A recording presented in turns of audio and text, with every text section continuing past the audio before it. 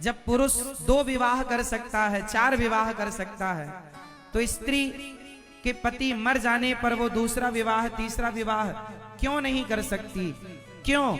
इस क्यों का उत्तर किसके पास है? जानते हैं क्यों?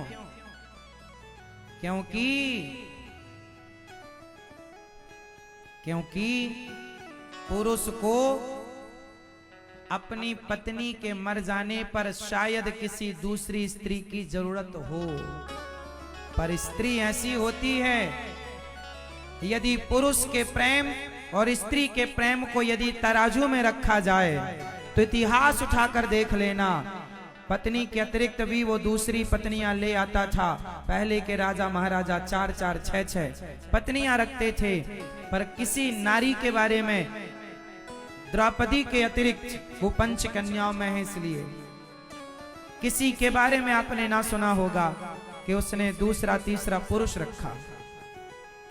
जो रखा उसे वैश्या कह दिया गया, उसे वैश्या कह के संबोधित किया गया। पतिव्रता नारी एक पति के सिवा पराये पुरुष की तरफ देखती नहीं है। कभी पत्नी और पति दोनों के प्रेम को तराजू के पलड़े पर रखा जाए, एक पलड़े पर पति का प्यार हो और एक पलड़े पर पत्नी का प्यार हो, बताओ किसके प्रेम का पलड़ा भारी होगा? बता दो, बोलो किसका? पति का नहीं साहब, पतियों की तो 4-4 रानियां हुआ करती थी, पर पत्नियों की एक पसंद है। एक को यदि स्पर्श कर लिया तो सारी जिंदगी के लिए वो पति है, मर जाए तो उसकी यादों के सहारे जी लेगी, पर दूसरे पुरुष में मन नहीं लगाएगी। ऐसा त्याग और ऐसा प्रेम यदि कहीं देखना है, सीखना है, तो भारत की माताओं से, बहनों से सीख लो। ये प्रेम पूरी दुनिया में केवल भारत में है और किसी देश में ऐसा नहीं है। भारत के बाहर आप जाइए, विधवा स्त्रियां भारत के बाहर नहीं होती। वहां तो एक जाए तो दूसरा जिंदाबाद, दूसरा जाए तीसरा, तीसरा जाए चौथा। वहां विधवा नहीं होती कोई स्त्री, क्योंकि वहां एक के बाद दूसरा, दूसरे, क्योंकि जो प्रेम है, जो समर्पण है, वो हमारे भारत की माटी पर है, हमारे भारत के संस्कारों में आज भी है, वो कहीं गया नहीं है।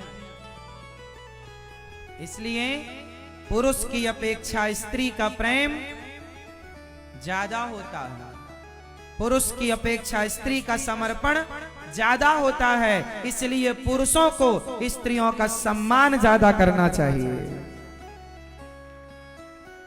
इसलिए पुरुषों को स्त्रियों की इज्जत ज्यादा करनी चाहिए, आदर ज्यादा करो, सम्मान ज्यादा करो।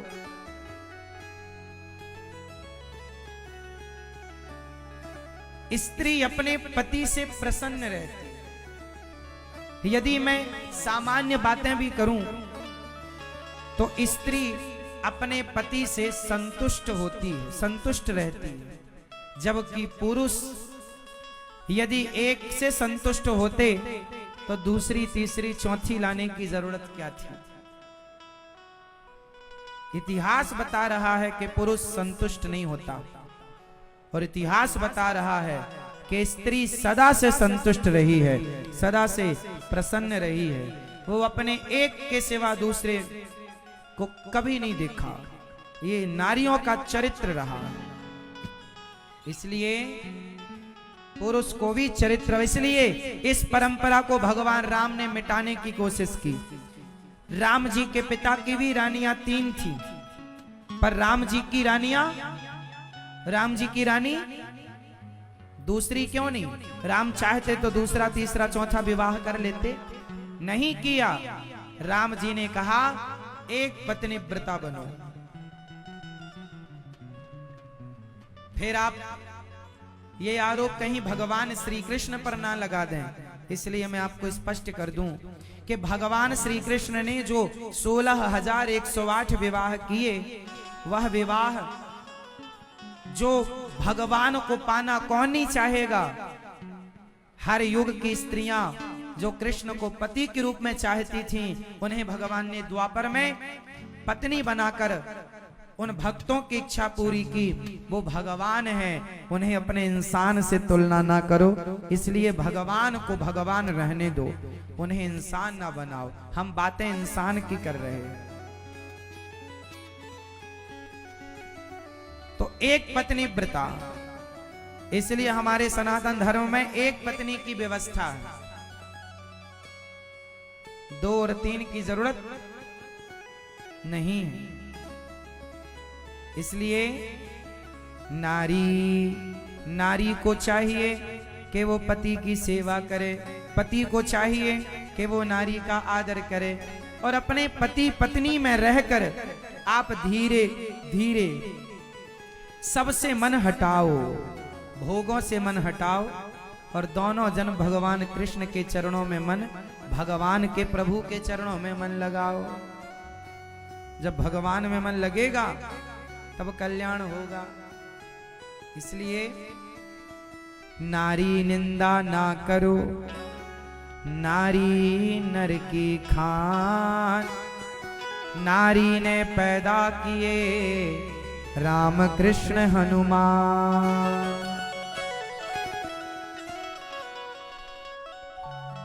इसलिए नारी पूज्य है। हमारे यहाँ सीता जी पहले हैं, राम जी बाद में। सीताराम, राधा पहले, श्याम बाद में राधे श्याम, गौरी शंकर, लक्ष्मी नारायण। तो पति को आप भगवान माने और पति आपका आदर करे। मीन्स पति पत्नी का सम्मान करे और पत्नी पति का आदर करे। यदि गृहस्थी में एक दूसरे से समर्पण हो जाए तो गृहस्थी स्वर्ग हो जाएगी, आपकी आनंद में भर जाएगी। इसलिए गृहस्थी अच्छी। अच्छा, पति और पत्नी, पति प्लस पत्नी बराबर, जोर से, पति प्लस पत्नी दोनों को जोड़ो, कितना हुआ? टोटल निकालो। पति प्लस पत्नी बराबर, जोर से, कितना हुआ? 1 हुआ, 2 हुआ, 3 हुआ, 4 हुआ, फटाफट बताओ। पति प्लस पत्नी बराबर, जोर से, 2 3 4, 1 2 3 4, 1 2 3 4, कितना? जोर से, जोर से। मेरी माँ पीछे वाली मैया चुपचाप ना बैठो, बोलो। पति प्लस पत्नी बराबर, पति प्लस पत्नी बराबर 1। जहां 2 होंगे वहां झगड़ा होगा। पति पत्नी में समर्पण ऐसा हो दोनों 1 हो जाएं, झगड़ा सदा सदा के लिए मिट जाएगा। सही है? तो पति प्लस पत्नी बराबर 1। जहां 1 होगा, जहां 1 होंगे वहां झगड़ा नहीं होगा। झगड़ा के लिए 2 चाहिए और आप 1 हैं, तो झगड़ा इसलिए होता है क्योंकि पत्नी और पति में समर्पण नहीं हो पाता। समर्पण हो जाए पति का पत्नी के लिए और पत्नी का पति के लिए, झगड़ा समाप्त।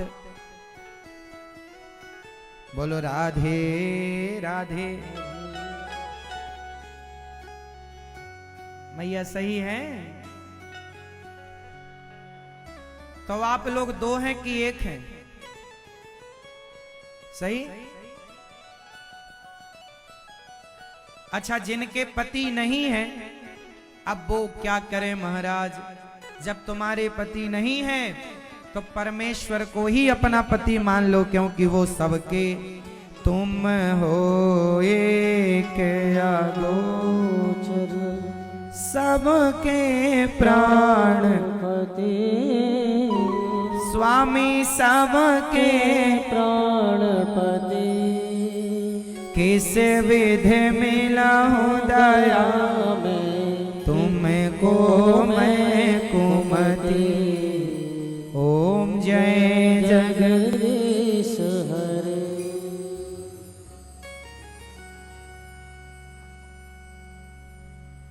तो भगवान कौन है? तुम हो एक अगोचर, सबके सबके प्राणों के कौन है ये? पति। तो सबके प्राणों के पति हैं भगवान, इसलिए भगवान से नाता पति पत्नी को ना प्रसन्न रहना चाहिए। जहां पति पत्नी में झगड़ा होता है ना, वहां लक्ष्मी जी का वास नहीं होता। चाहे पति हो पत्नी हो, गलतियां सब करते हैं, पर आप ना गलतियों को भूलना सीखो और गृहस्थी को ठीक ठीक चलाना सीखो। पति बस चरित्रहीन ना हो, हर गलती माफ है पति की और पत्नी की। क्यों मेरी मां? हर गलती माफ है, बस चरित्र की गलती ना हो। पत्नी की और पति की दोनों के लिए हर गलती माफ। पर कौन सी गलती? चरित्रहीन ना हो पत्नी और चरित्रहीन ना हो पति। लड़ाई झगड़ा तो देखो ठीक है थोड़ा बहुत। अच्छा, पुरुषों को एक चीज से बचना चाहिए, लड़की के माता पिता को कभी गालियां नहीं देनी चाहिए।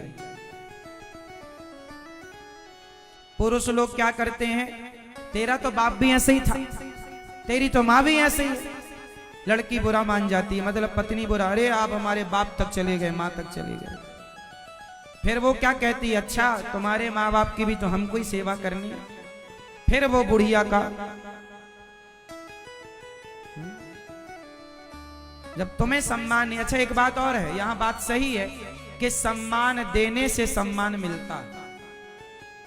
पुरुष वर्ग को चाहिए कि आप अपनी औरत, अपनी पत्नी के माता पिता का आदर करें, तो वो आपके माता पिता का आदर जरूर करेगी।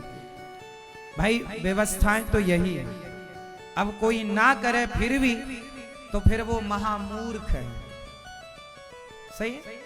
इसलिए स्त्री के माँ को, उसके पिता को कुछ ना बोला करो, क्योंकि वो आपके भी माँ बाप हो गए, है ना। इसलिए आदर करो, बड़े हैं बुजुर्ग हैं, सबका आदर। कोई बात अच्छी ना लगे तुम्हें तो इग्नोर कर दो, उस बात को कहो मत। कई बार आप लोग वो कह देते हैं जो नहीं कहना चाहिए। कुछ बातें पचाना सीखो, कुछ बातें पचाना सीखो। कई बार आप लोग वो कह देते हैं जो नहीं कहना चाहिए, विचार करके कहो। कई बार आप भावनाओं में सारी बातें कह देते हैं, सामने वाला फिर उन बातों को पकड़ लेता है, अरे तुम तो ऐसे हो, तुमने ऐसा कहा, तुमने वैसा कह दिया था। कहा अपने भावनाओं में था, कहा अपने दूसरे भाव से था, सामने वाले ने अलग वे पे ले गया, अलग रास्ते पर ले गया। इसलिए कुछ बातें डिलीट मारो, कहो मत। अच्छा, स्त्रियों को भी चाहिए कि जो तुम हर शाम को जो अपने पति से अपनी सास की बुराई करती हो ना, आपकी माँ ने ऐसा किया, आपकी माँ ने ऐसा, कुछ पत्नियां अपने पति को ना भड़काती रहती। कुछ पत्नियां, सास मतलब माँ बेटे का लड़ाई झगड़ा कराने का चक्कर। पुरुष को चाहिए कि तुम अपनी पत्नी के माँ बाप को कुछ ना कहो, और पत्नियों को चाहिए कि तुम अपने पति के माँ बाप को कुछ ना कहो। वो तुम्हारे माँ बाप का सम्मान करे, तुम उनके माँ बाप का सम्मान करो, फिर देखो गृहस्थी कितने आनंद से चलती है। सम्मान देने से सम्मान मिलेगा। एक दूसरे की बातें भूल जाना सीखो, इग्नोर करना सीखो। पति की छोटी छोटी बातें, पति ने कुछ कह दिया भूल जाओ, पत्नी ने कुछ कह दिया भूल जाओ, प्रेम से रहो।